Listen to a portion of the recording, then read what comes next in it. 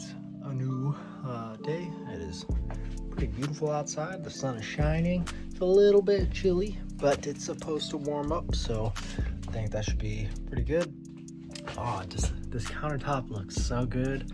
I think I'm gonna wait on putting the shelf up. I did some consideration, and for how I want to put it up and everything, I kind of need the countertops to be into place so that I can put the live edge stand that I was thinking about doing with it. So I think we're gonna wait on that momentarily. Potentially maybe later in the day we'll get some different ideas, but I want to cover the ceiling because this needs to be done. I have the wood to do it. Need to get it done. So yeah, that's what I'm gonna tackle right now. I'm gonna measure out some pieces, figure out what I want to put where, and maybe cut some stuff up and get it installed.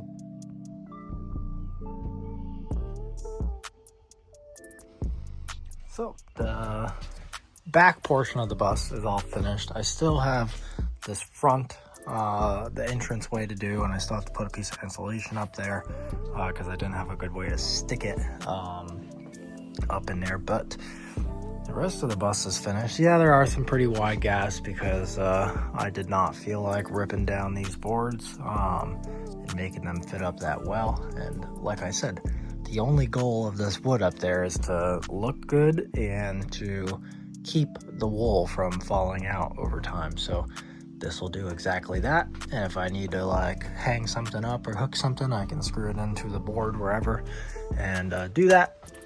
And this area is all finished. And this has all the bark pieces as well, which I think is really cool looking. I did not sand these down because it's kind of early in the morning and I didn't want to make all that noise. And some of these are a bit sappy, or they had some sap stuck to them. So I need to get more sandpaper, and I didn't want to ruin, whatever I had left. So I just said, fuck it. I sent it up there. This one also covers the wool behind the air conditioner. So I can get some hooks, and now that I put wood all the way around, I can fasten those lines to that wall whenever I feel like it. I don't think I'm gonna patch that in until I put the ladder up, so then if I need to do anything in that area, I can do that while it's still open. So yeah, I think I'm gonna move to this front area next, try to get this all sealed up and get that shelf situated. I also need to get my other shelf that's gonna go in right here and figure out where that's gonna sit. Okay, so the ceiling is basically finished. I mean, there's like, these little touch-up spots, but the entranceway, oh, it's great. Oh, I love it. This looks like wood. And then this shelf, oh my God. This shelf, yeah, cool. I mean, I made this in high school, and I had to figure out how to get it off the wall because, I had good ideas of hiding the screws. But this shelf, oh my God, I love this shelf. This shelf is beautiful. Look at that live edge right there. Oh, that's gonna be so nice to put my hats and stuff on. And then I got the nice live edge piece there that's just covering up the wires and insulation so it can pass through. But oh yeah, look at that. Oh, isn't it great? Oh yeah, that's nice. All right, so today I didn't really know exactly what I was going to be doing on the bus, but the bus told me what I was going to be doing today.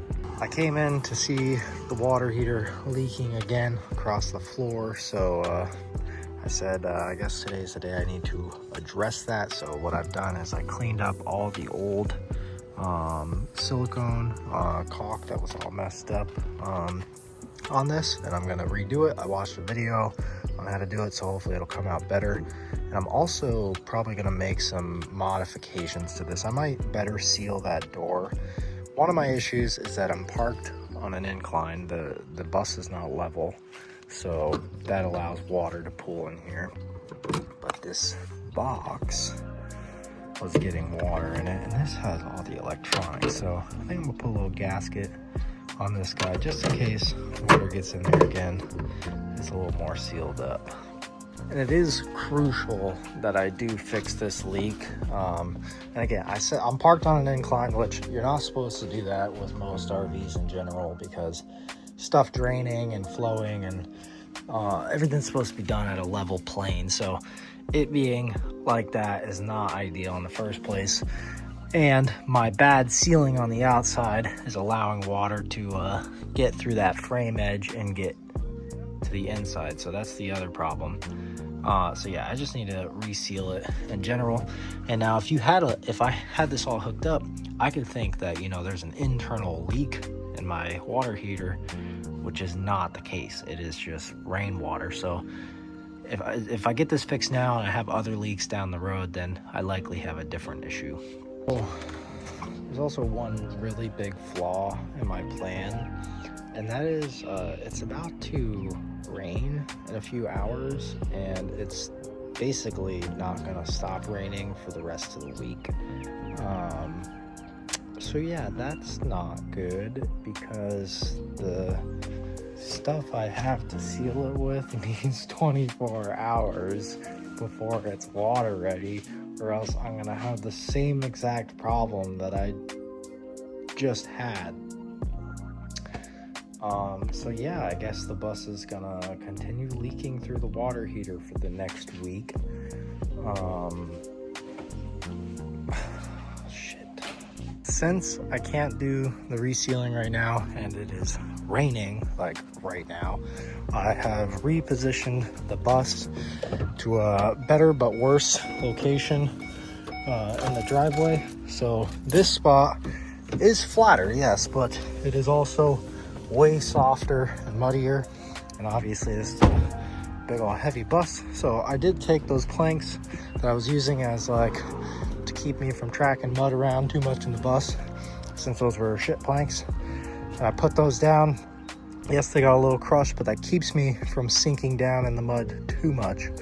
So for the time being, I just stuck some aluminum tape on this, so this will allow me to not forget about it, as well as we'll see if the leak stays the same or changes at all, if it goes away, because it's parked on a level surface now, and I got this stuff on it to hopefully seal it up for now until I can get better weather to do the full sealing process, which I also want to do the rest of the bus too. So I need to clean up a lot of areas to do that, because there's a lot of seams on this bus. I picked up some electrical parts so that I can start doing some wiring stuff. I picked up this fuse box, which I could have gotten, you know, a really cheap one online, but I guess this one shouldn't be as crappy of a quality, but it's 12 circuits, so it should be more than enough.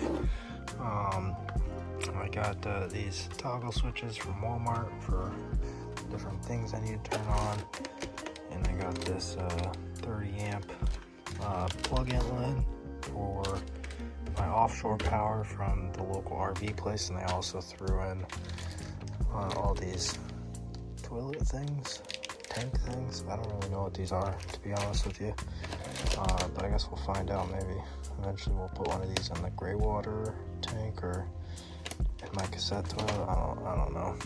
But while I was at the RV place, I had them quote me on how much it would be to reseal the bus, and well, quoted me like $1,200 at a high end, you know, just in case there's a lot of crap they need to take off, like bad sealant that shouldn't have been used, and in case they have to seal a lot of areas. I don't know, but yeah, $1,200 to reseal the roof of the bus and everything. So I don't know, I'll probably do it myself. So here's what I got so far.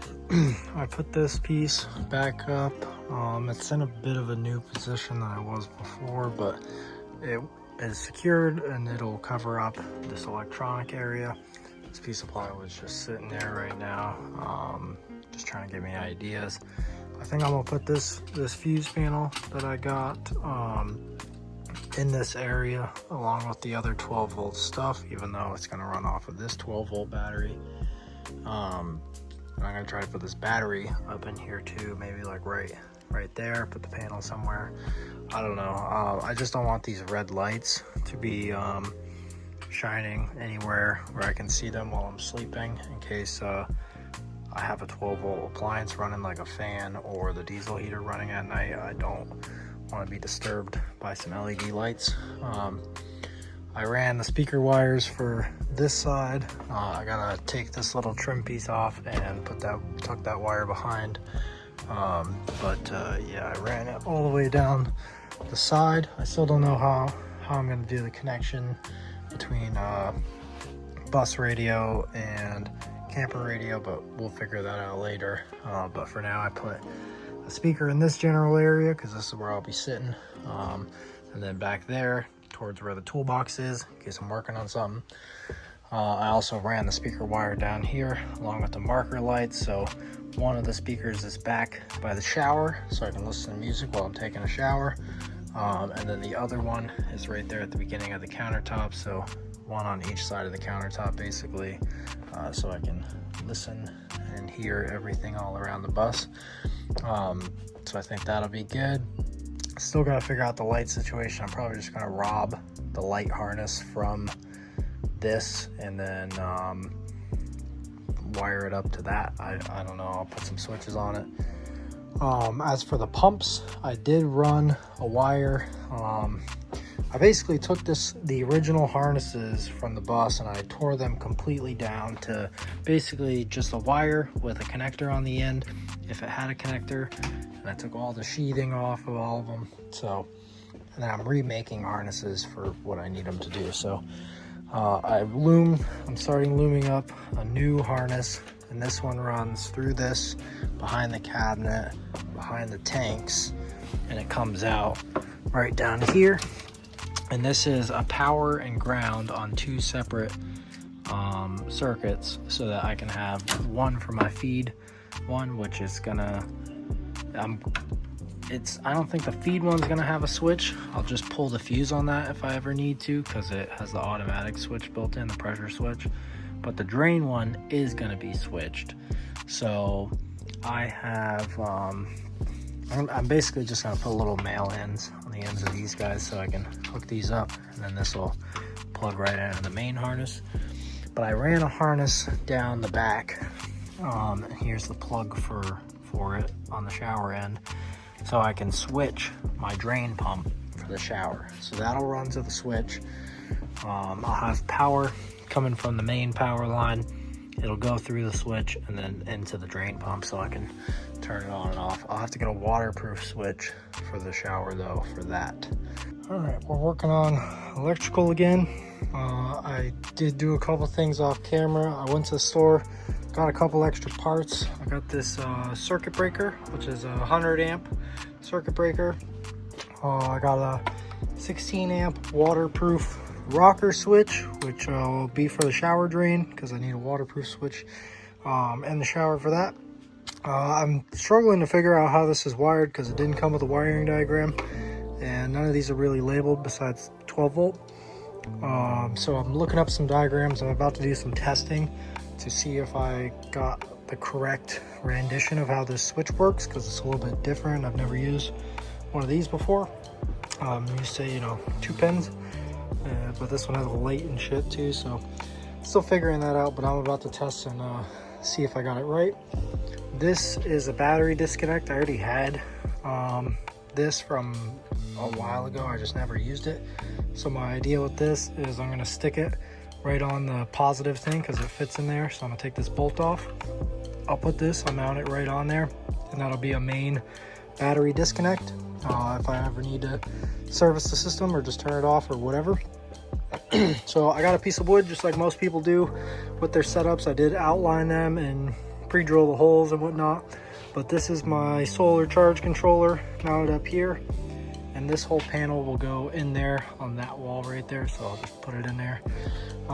This is my fuse box. So you need a main fuse link between your battery and your fuse box. Yes, there are all these fuses, but you want something for that stretch that goes from the battery into this, because this can only handle 100 amps max, so we need to limit that, right? Just like these ones have those giant 50 amp fuses before the small fuse box, same type of deal. But I wanted a breaker so that if it ever does pop or whatever, I can reset it without having to buy a whole new fuse or whatever. I did connect these to save wiring, and just because I had it laying around, I had a fusible link. So this is a 110 amp fusible link. So in case this thing were to not pop off at 100 or whatever happens there, this will burn at 110 and melt that away, so then they'll get disconnected. So yeah, that's that. I think I'm gonna run this guy, since this is the solar charger, this goes to the battery. I think I'm gonna run these to here for the positive and the bus bar for the negative, since the battery is gonna go straight to these rather than this going straight to the battery. It'll be straight to it in theory, but not directly on the terminals, because I want this disconnect just in case. But then again, I guess you don't ever want to disconnect this from the battery before disconnecting it from the solar. So I don't know, I'll figure that out and see what's best there. So this might end up going straight to the battery now that I'm thinking of it. So yeah, that's where I'm at. I'm about to do some testing. I'm gonna try to wire up one of these lights with a simple circuit and these test cables to figure out how the switch works. But I also got my fuses labeled out on where I wanted them on the fuse box, and I still have a couple more to add, but those are just the initial ones that I put in. So yeah, let me test the switch real quick. Okay, so I started with not the switch on my testing just to make sure, you know, it all works. And at first the light did not light up like I was expecting it to, but you can see now I click the breaker, it turns on, click the breaker, it turns off. And it's kind of a good thing I did this, because what I would have thought the positive was, I would have thought the white was positive, black is ground, right? But it's actually flipped. So it's a good thing I checked that. So now I know that the polarity, what polarity these LEDs go. So now that I've tested it, that it works, I am gonna put the switch in line and see what happens. All right, a little update. I've been making and running some harnesses. So the pumps are connected. I put some connectors on the ends, heat shrunk them. So my feed pump just gets straight power. I may or may not put a switch on it towards the board in case I ever need to just keep it turned off. But I can likely just pull the fuse for that. It's not too hard. Or I can get one of them fuse breaker switches. So then I can just turn it off and on as I wish. But then I got the power from this second connector, because both of the powers for both of these pumps come in right here through this harness that's ran up to the fuse box. So power for the fresh one goes straight to the pump. It's got the automatic pressure valve, so that'll control that. And then the power for the second one, which is the shower drain, runs back behind the shower and goes to these guys, which I still need to cut down. So this is me making harnesses. I just found a harness that had the right connector on the end. I added another wire so that I had two of them. So I connected to that connector, ran it back here. So these two will go into my switch, and then the other two connections on the switch will go to that harness, which runs to the pump, to the shower pump. So when I flick that switch on, it'll light up, and then my shower drain pump will pump the shower water into the gray tank. So that's all set. I got the ends up here that go to the fuse box, and I also have them labeled inside the sheath which pump they go to, and I have them together. So this is my fresh pump, and that's my shower pump, and I put little ends on them so they'll go onto my fuse box. So I need to run another circuit for the water heater, so I need to connect to these two guys in here and run another set of power wires behind the cabinets for those. And you may be thinking, why didn't I run the wires before I put the cabinets in?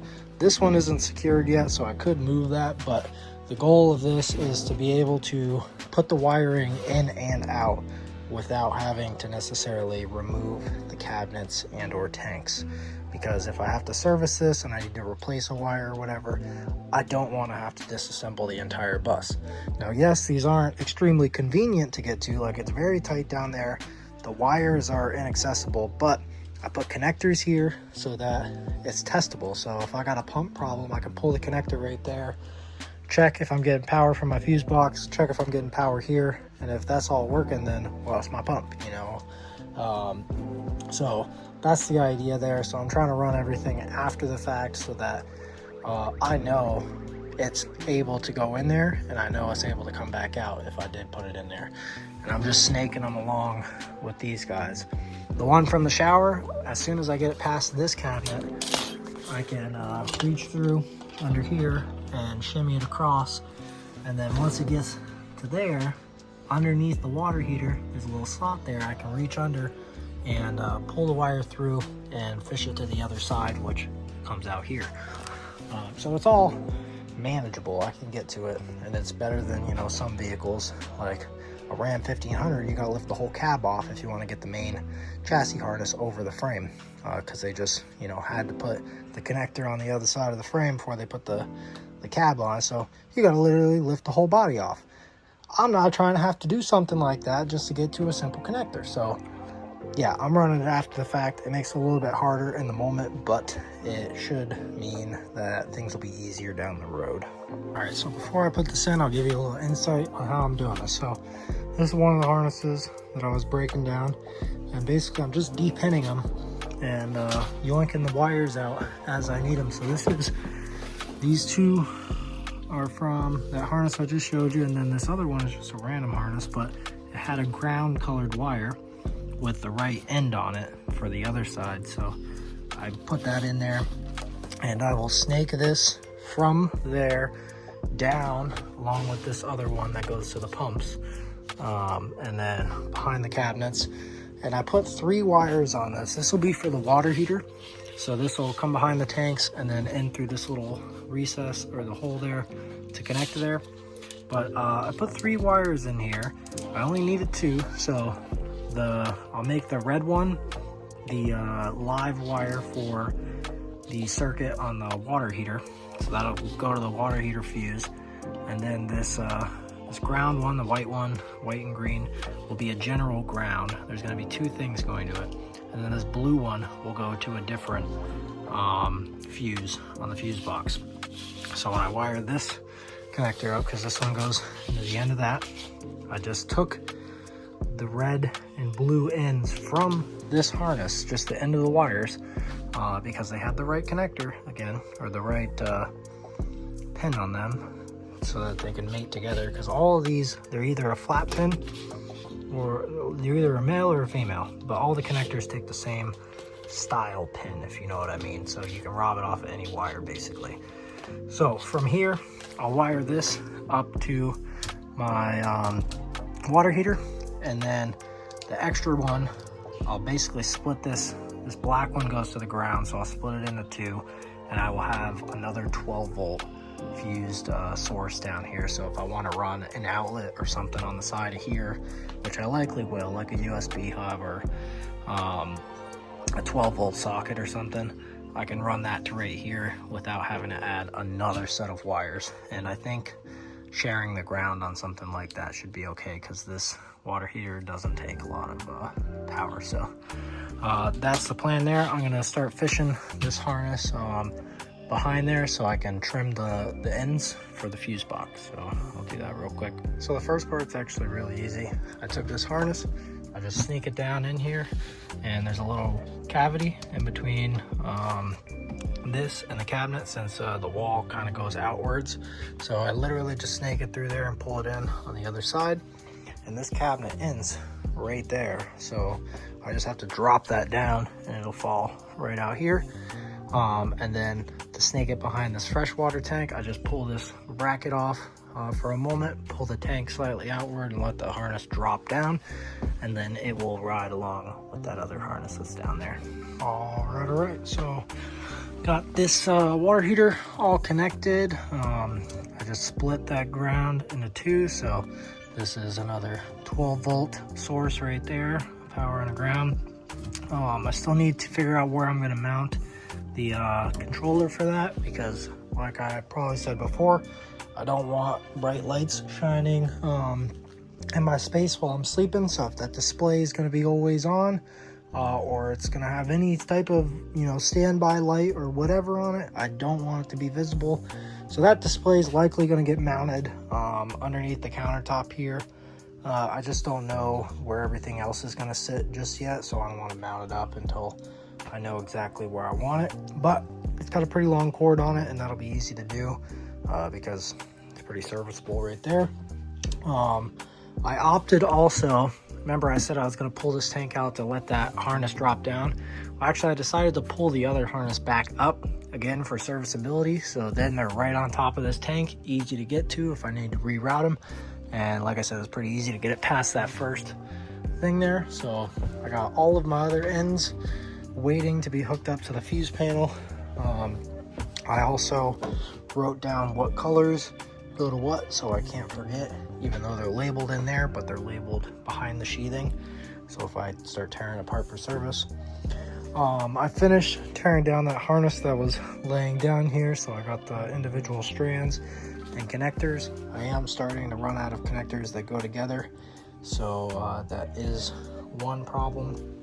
I do have a few laying around, but the problem is I need the terminal end on it that matches each one and with a reasonable color. So I think one of the last like major runs that I need to make is for the diesel heater and the fridge, but the fridge is just going to be a 12-volt outlet, and the fridge is going to sit on this side, so I got to run it to this side. But yeah, so diesel heater, fridge, and then the rest of it is some easy stuff. The lights, I still got to figure out how I'm going to take them off of that, but you know, they can start off in that cabinet pretty easily because I'm pretty sure those wires, they come from there because that's where the fuses are already. So that shouldn't be too difficult tracing those back. But yeah, we're chopping through the electrical step by step. I still haven't put this in, but I have been figuring out and loosening the screws for, you know, like which grounds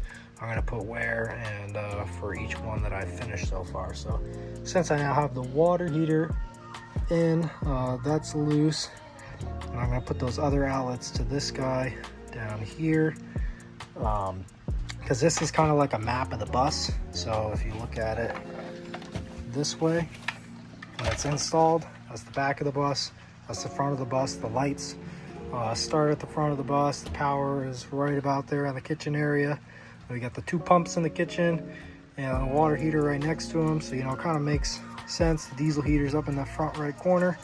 So I'm trying to lay the fuses out in the general area of where the electrical wires run to in the bus, so that it's kind of like a map and it's a little more intuitive. Like the fridge is going to go on that 15 amp right here because the fridge is going to be right there. This fuse panel also did come with some sticker labels and some blank ones, so I mean, I will eventually label them once I get them covered, but I'm still just mapping everything out. And it is now starting to rain, so I'm gonna shut all my windows and whatnot. All right, so I've done some more wiring. I've decided I'm gonna put a couple switches up at the top of this, so they're kind of hidden because they're black plastic. So this will be, this one at least will be for the diesel heater. So that's the power wire that goes from the diesel heater, and then back of the switch has the wire I'm going to the fuse box. I'm gonna add some other switches for the lights, which I see that harness right there. Now I don't advise you to go into this unless, or this far into the wiring deletion, unless you know what you're doing and you know how, you know, basic 12-volt wiring works. So, you know, when I'm looking at this, I can tell that, you know, these connectors that are plugged in to absolutely nothing, even though these grounds are jumping around, they're not grounded to anything.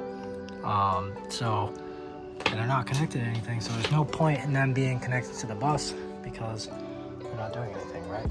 So I reduced this connector down to only one wire, which is just the running lights. It's not going to stay this stretched out. I just plugged it back in for testing purposes to make sure the lights were still working and that the bus was still starting with all this stuff removed. These are the LED harnesses right there. So it's just one power wire and the 2 grounds, and then it's split.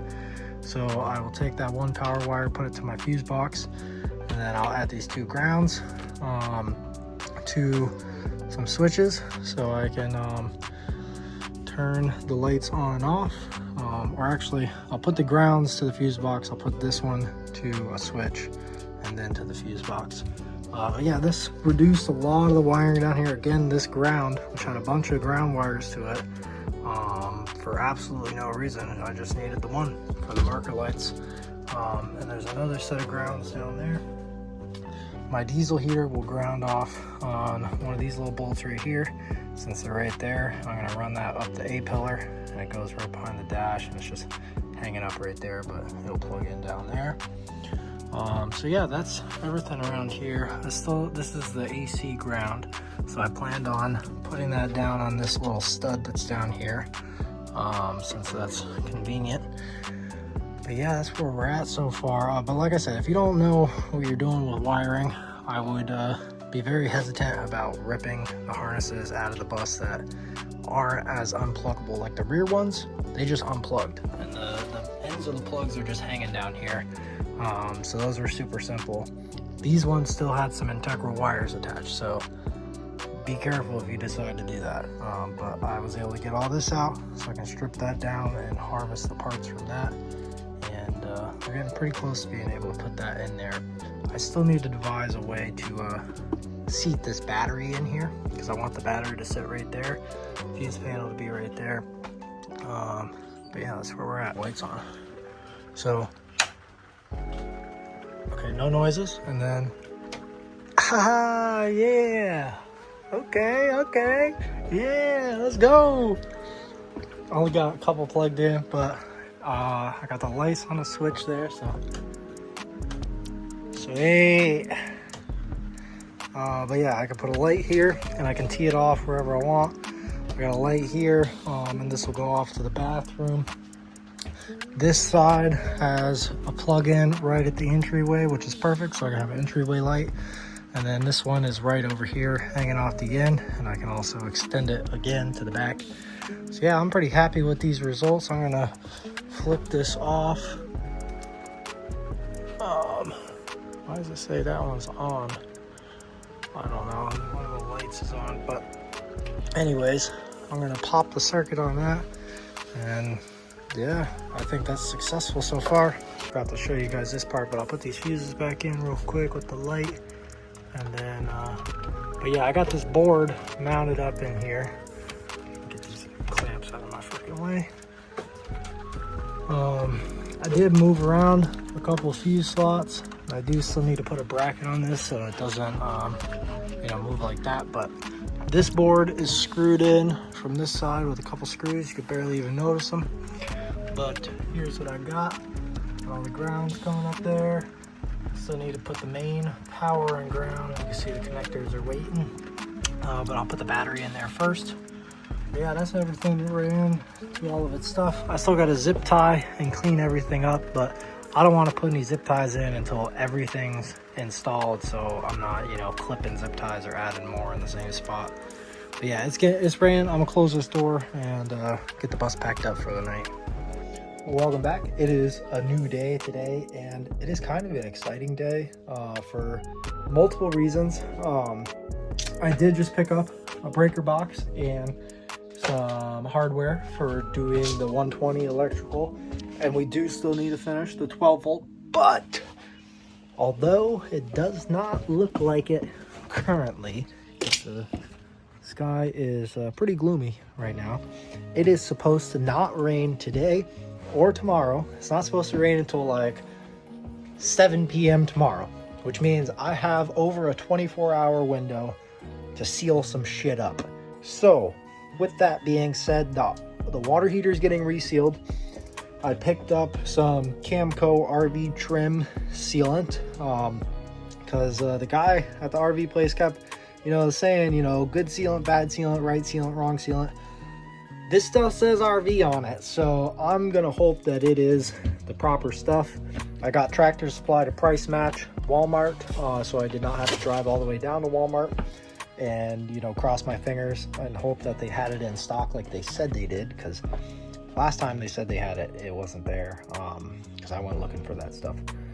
I also got one of these little caulk tools, so hopefully I can remove all the old shit properly, get it cleaned up really good, and then be able to reapply the new stuff, because I watched a video from the RV place that I got the quote for the sealant. They made a YouTube video on how to make it look nice and how to do it.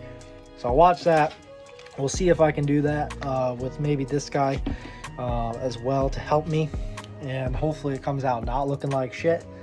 This stuff is clear, so it's not gonna be white or black, so it'll blend in pretty well, and if I do end up painting the bus, it's not gonna be conflicting. But yeah, we're gonna jump right into this. I'm gonna pull that tape off of the side of the heater, get it cleaned up. I'm gonna put the black sealant that I have, not the RV stuff, the black stuff I have, I'm gonna put that on the water heater, because it worked well for all the other holes that I patched with it on the side of the bus. It just can't get wet. I also used that around the door sill, also holding up just fine because that didn't get wet. So I really think just the water intrusion ruined the first time I did it on that. So I'm gonna redo that, get that sealed up, let it dry. It needs 24 hours with no water to get water ready, and then it takes like a week to fully cure, but that's all good. So yeah, we're gonna do that, and then I'm gonna start stripping out the caulking around the front brow is what I think it's called, because that's our main leak area at the pillar over there, because I also want to get that diesel heater installed. So I need to get this bus sealed up, and today's the perfect day to do so. The sun should be coming out in a couple hours, so that'll be nice, and it's supposed to be nice and warm today, so let's get into it. And also, just to mention, with having this sealed up and it raining constantly since I've done that, I have had zero water intrusion. We'll find out when I open this up if there's any water in there, but none's been leaking into the bus, so that's good. All right, moment of truth. There is no water in there, and this stuff actually sealed really good on there. Like, it was a tight seal. I had to really rip it off. So yeah, I'm gonna remove this door so I can get all the way around there pretty easily. And I'm gonna leave the door off this time for the time that it wants, so that this edge doesn't intrude on it. And I'm also gonna remove, I think, this gasket as well to do this, just so I can get a nice tight seal on it. All right, there's round one. I think this came out way better than it did the first time. This tool really does help. So yeah, I think that's pretty clean. I'm gonna let that set up for at least 24 hours before I touch anything with it. And since it's not supposed to rain, I can just leave that cover off. It should be all right. So I just can't lose these screws, that's all. So I'll tuck those in there nice and good. Yeah, but basically, I just use mineral spirits to clean the surface beforehand with a clean rag. And then I took a dry rag, wiped it down, make sure there's no residue. And then I took the mineral spirit rag, and anytime you get any on the tool or anything, you just wipe it off on the rag and it comes right off. Keeps your tool clean. If you don't have one of these tools, do the same premise with your finger. Wipe your finger off every time you touch the silicone because it builds up really quickly. And that's what creates the mess, is your dirty finger dragging around all the place. This prevents you from having dirty fingers, or as dirty of fingers. But yeah, I'm gonna go around with this guy and scrape away some caulk now. Right, we're moving up front. And this is one of our problem areas, as you can see why. I mean, it's pretty apparent. I did throw that stuff on there at one point, but it doesn't help that I pressure washed the bus like immediately afterwards. So yeah, but this needs quite a bit. So I'm gonna try to do all the way along the brow and up as far as I can, and just get whatever's accessible with me and my stool. I can't say that I recommend you do this, but I just sharpened this tool with a file because it's not cutting through the caulk very well. It's just kind of chunking around. had a few times where it just sliced through and cut like it's supposed to, but I don't know. We'll sharpen it up and see how it works. This is starting to get a little bent up and shit. But I got most of that side done. It just needs to be cleaned up. I'm working my way over to this side. So yeah. Okay, so I got all the seams that I tore the caulk up sealed. I only went through not even a full tube of one of these Camco trim ones. I am running low on mineral spirits though, so I don't know how much more sealing I'm gonna do, but those were the main problematic areas. The rest of this stuff, it does look a little old, but for the most part, it is still all put together on the rest of the seams. But yeah, it came out pretty good. I didn't even really use that squeegee very much for this stuff. I just went really slow and took my time, and it filled in really nicely. And it's clear, so it kind of looks like shit because you can see, you know, the old stuff through it. But either way, it should do the job and should keep it nice and sealed. Went all the way across the brow, up to that corner right there, all around there and down there. I think that's my problem area right there, because that's where a lot of the moisture is coming from, unless it's coming from the roof and making its way down there. So it could be on this seam or something, but yeah. Okay, so with the sealing being done, at least for now and for today, it's about almost noontime, so it took me a couple hours to do. But now we're gonna get back into the electrical things. You probably saw in one of the previous clips that I had basically gotten most of the stuff together. I did some testing, but this battery still needs to get mounted up in there and wired up officially. But I do want to move a little bit into the 120 side of things and figure out where I'm going to put this breaker panel, and also where I'm going to put my shore plug, because I should probably install that today as well. I am waiting on another breaker because the local Ace was actually out of stock on one of the ones I was planning to get. So I had them order a new one. We'll have to wait on that, but that one was just for the outlets, so it's not a huge deal. And I don't really need that that breaker. I could do separate circuits, but I like the single slot dual breaker thing, so I can get 2 circuits off of 1 breaker slot. So that leaves me more options to expand in the future. Let me start with saying I'm not an electrician, just like every other person making a video about this on YouTube. I don't know why no damn electricians will just make a video, but I guess that's how they keep their money, right? Or keep making money. But basically, I am very new to wiring a breaker panel, and I've been trying to do as much research as possible to figure out how I should be doing it for it to be correct. And I think I've figured out for the most part how I need to do it. So let me explain a couple things to you from what I found. So the first thing, and this thing has a note in here right off the bat: bonding, neutral bonding. So from what I've read everywhere, you do not want your neutral bar bonded to the case. Your ground bar will get bonded to the case, yes, but you don't want your neutral and ground going together until they get to the service pole, or if you're at an RV park, wherever you're plugging into, basically. That's where it'll get bonded.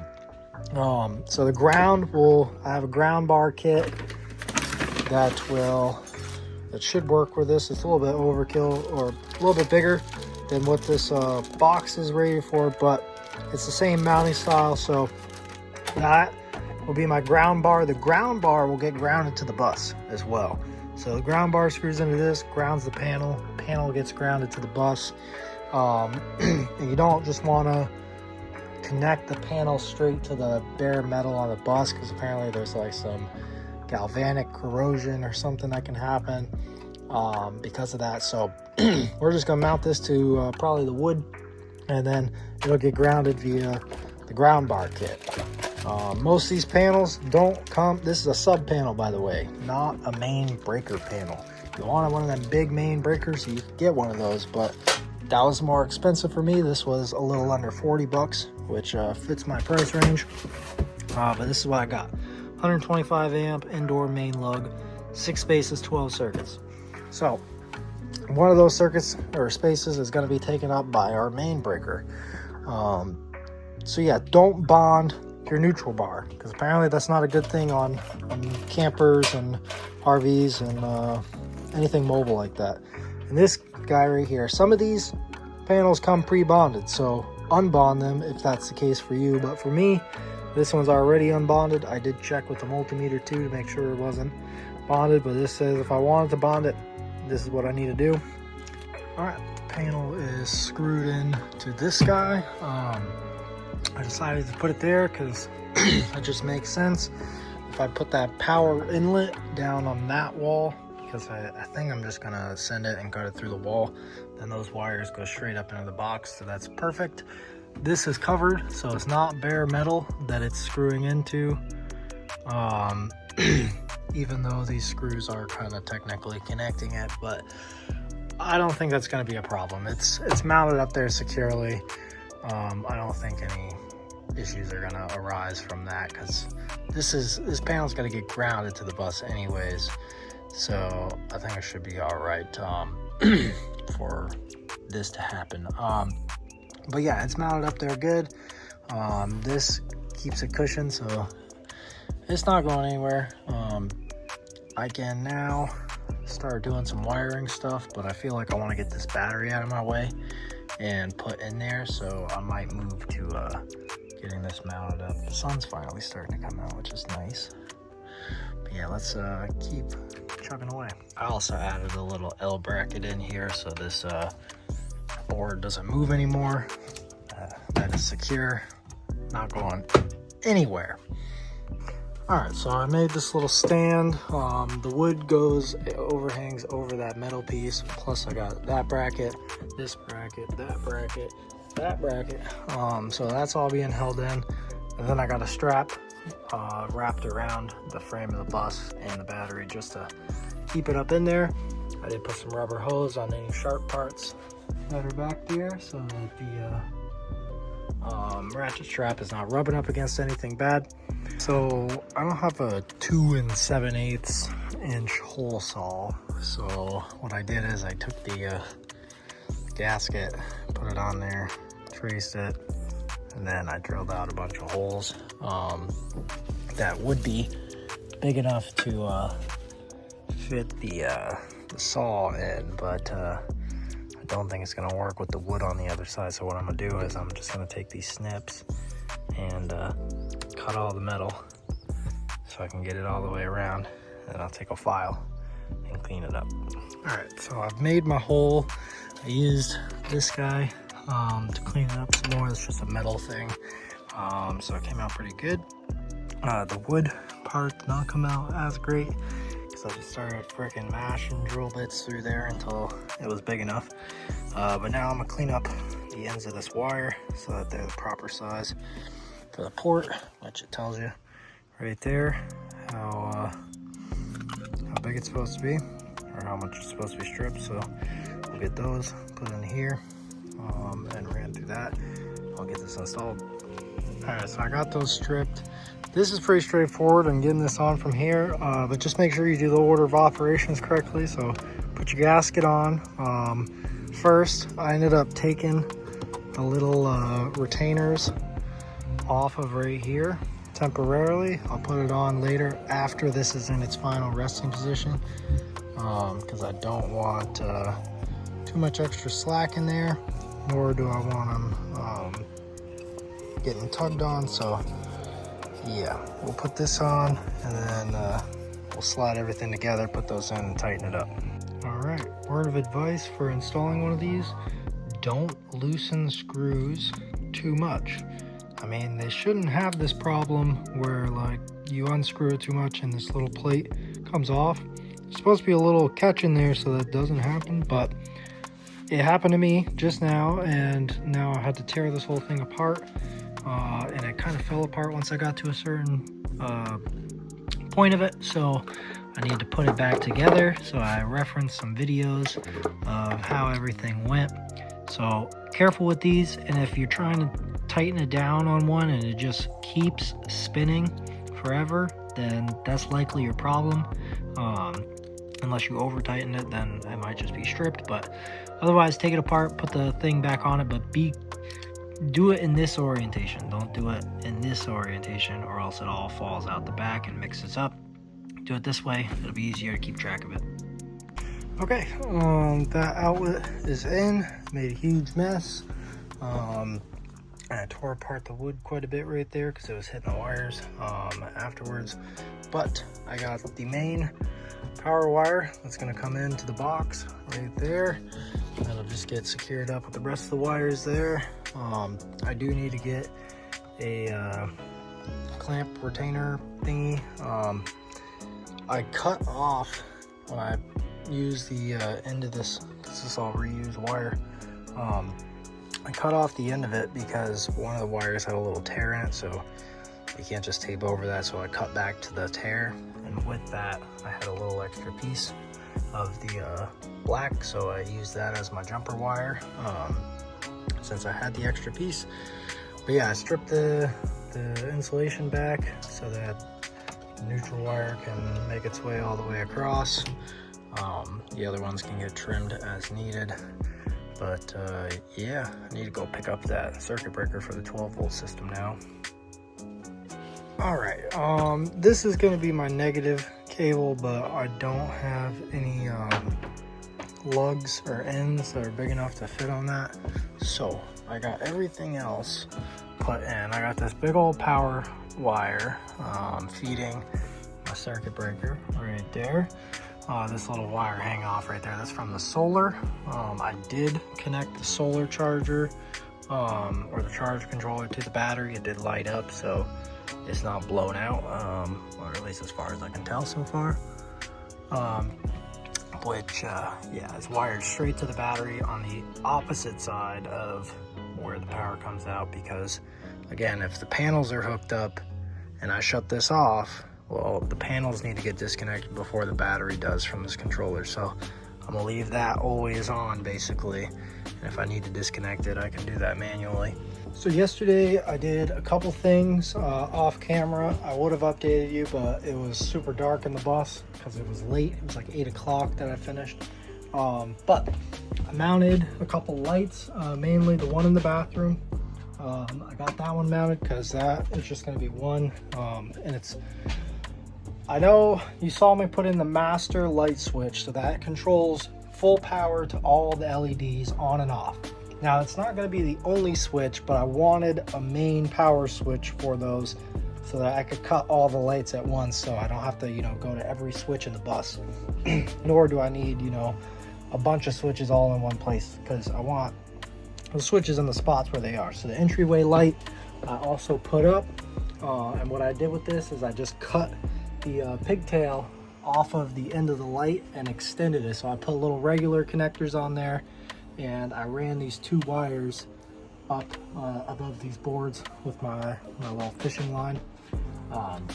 So I got these two wires. These will go, this one will go to the switch, that's why it's longer, wherever I decide to put the switch, and this one will go to the ground, and the light connector's right there. So this has power and ground already, assuming the master light switch is on. I want lights on, and then I can switch this on and off independently from there.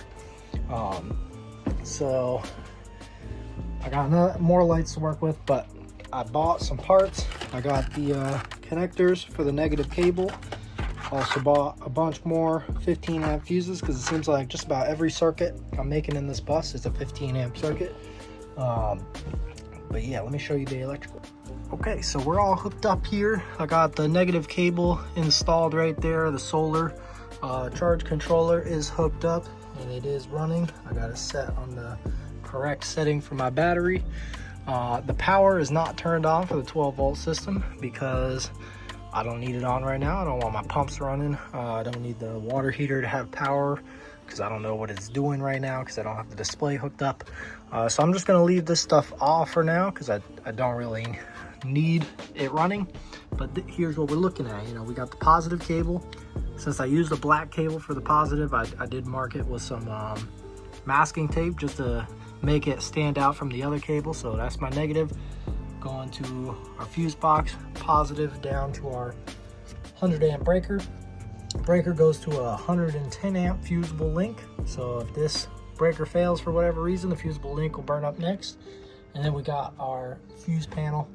I am missing a couple fuses because, like I said, I had to get some more 15 amp fuses because I ran out. Since all of these are going to run on 15 amp, I'm even going to change this light one, which is a 20 on the bus originally, but I think that's because it has halogen bulbs for these lower ones and the exterior ones, so it probably ran at a higher amperage because of those.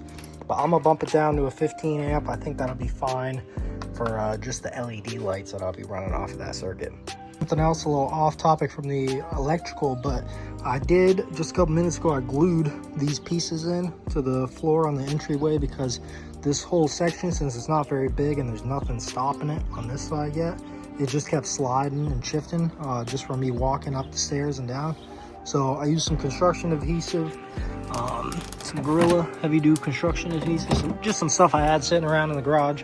And I got all this stuff on it, weighing it down just to stick the edges. But yeah, I glued these down. I didn't do a lot of glue, so they should be able to still kind of expand and contract a little bit. But yeah, I wanted to keep that from moving around on me so much. So yeah. All right, so I was starting to work on my radio switch idea, but I've learned that Ford has to be fucking different than every other car manufacturer.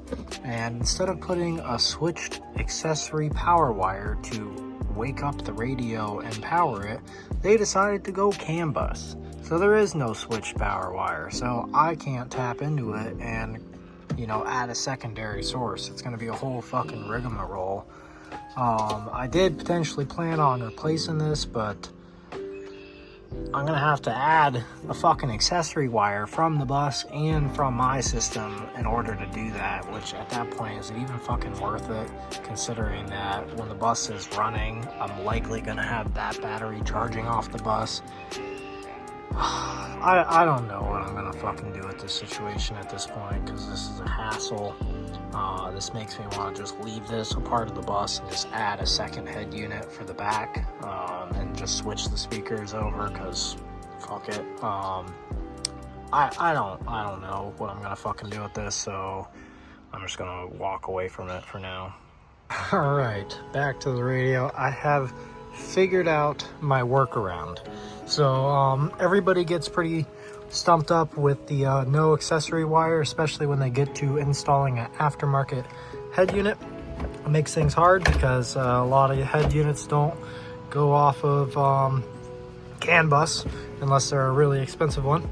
So all the diagrams though will tell you that there's a blue wire in pin 2. So if you did get one that had that, there would be a blue wire in pin 2.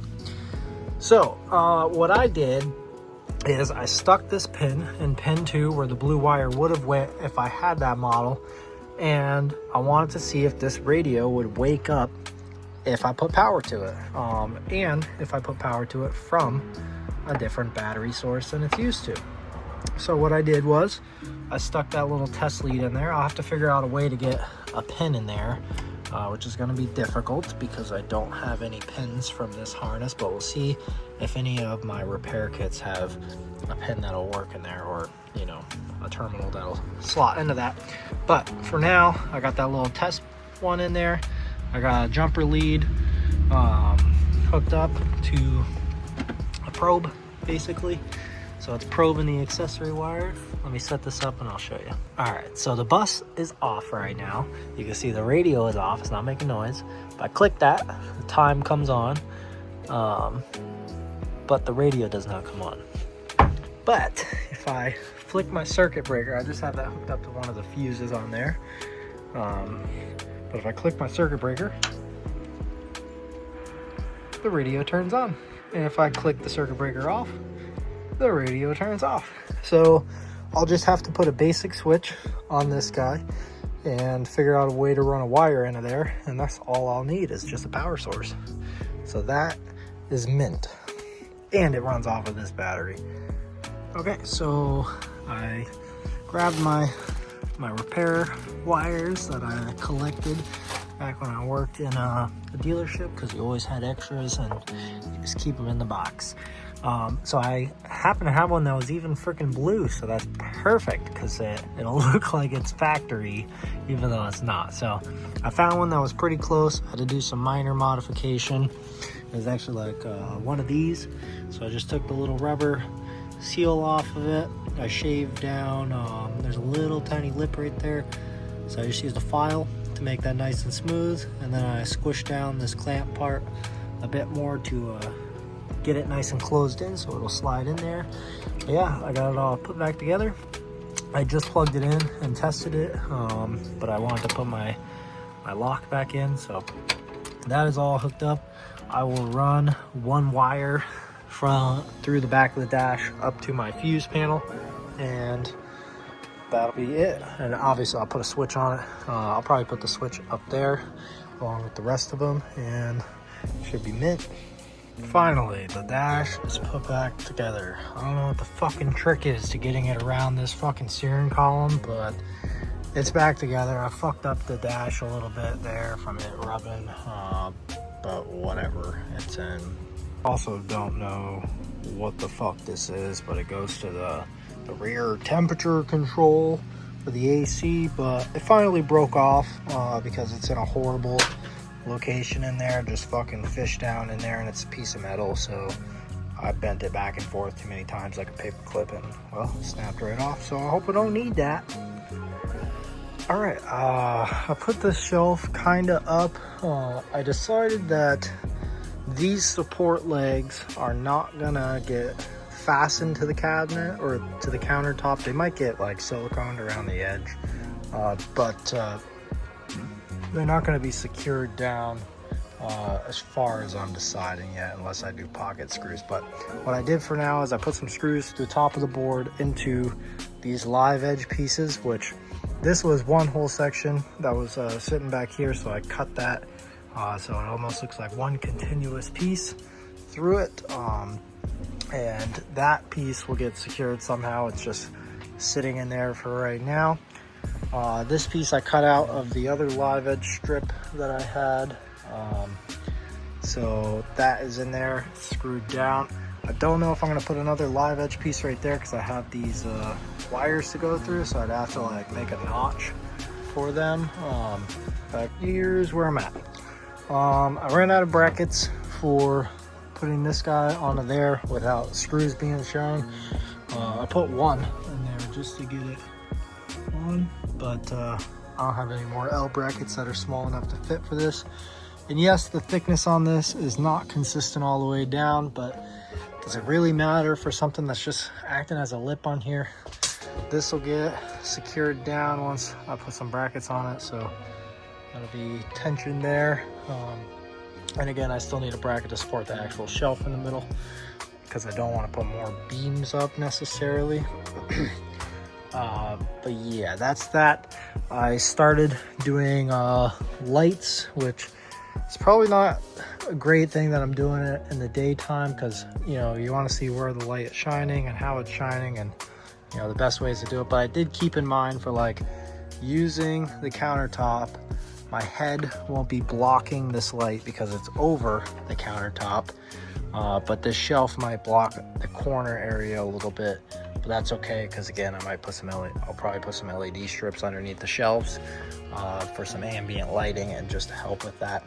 So that should work all right for lighting this space up. I got these two wired together, so then these can go down to the switch, which I'm thinking will be right on the edge of this, so then I can just the light on and off, and that's where it'll plug in. So yeah, that's where I'm at so far. Looking pretty good, I'd say. I've been jamming out, listening to music on the radio since the radio now works. I'm just using that little Bluetooth guy to do it. But yeah, I'm gonna shut this down for now because I haven't eaten all day and it is starting to get late again. as always, thank you for watching. I hope you maybe found something useful out of this video. Or maybe you're just excited to see the bus coming along. We got electrical almost finished. Just gotta get some more 120 volt stuff put together. 12 volts basically done. I just basically need to secure the wires up and add some plugs to the ends that are gonna be plugs. But yeah, stay tuned for more, and thanks for watching.